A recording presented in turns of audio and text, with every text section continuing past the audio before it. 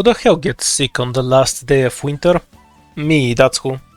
So, in celebration of my sorry excuse of an immune system, today we're talking about the sorriest excuses for bosses in Arknights. The talk is always about the new 6 stars, if they're imba or not, how BS that stage is, how annoying the mastery is, but I believe there is just as much love for utter failure bosses like the Queen of Clowns here. Bullying wimpy bosses that can't fight back is the thing that many players love most. You've all committed enough war crimes to be welcomed into Rhodes Island with open arms. You're all truly horrible.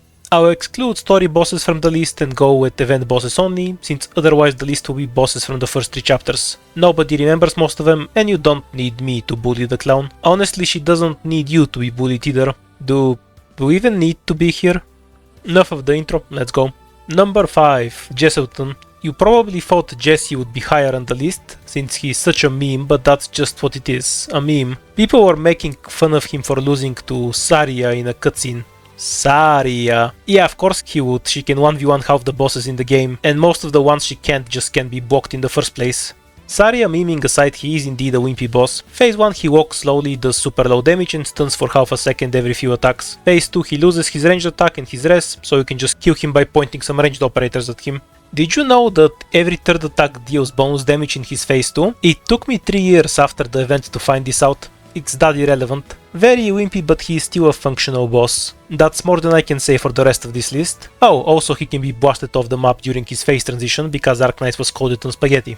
Number 4, Alistair.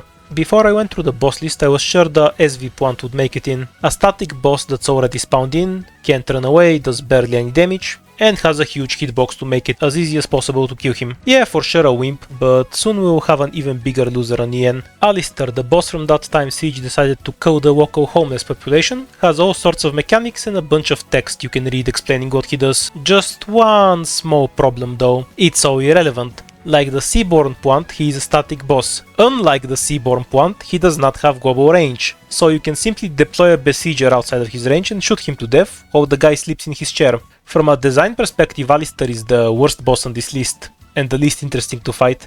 The only reason he isn't any higher is because this isn't even bullying, you just shoot the dude and that's it. Number 3, Slumber. The noodle thing from Shu's event. What am I even supposed to say here? It's literally a basic enemy. Oh no, it's totally different because it pisses and shits all over the floor every time you touch it. In a way it's worse than the basic enemy, at least they only lose damage reduction. This thing also loses its attack, so by the end it can't even hurt you. Sure, it has a phase 2, but after all that slow pace shedding in phase 1, you're expecting some kind of a twist. Instead it's more of the same but with even less stats. You can even nerf its defense even more by pointing a water hose at it. So high hit counts in water. Slumber would lose 1v1 to a sprinkler. Number 2, the Dungeon Meshi doggy. Putting Kyobe might not fit the theme of the list, since she is a gimmick boss more than anything, but I want to whine about it and I'm too lazy to make a separate video for it. So the doggy has the whole mechanic where you're supposed to feed her with different foods in each phase to proceed. Once the food is ready, you cook it, she runs to it, and the phase is over. Funny gimmick that fits the theme of the event, good boss. But there is something I really disliked when I played it. There is another way to beat every boss phase.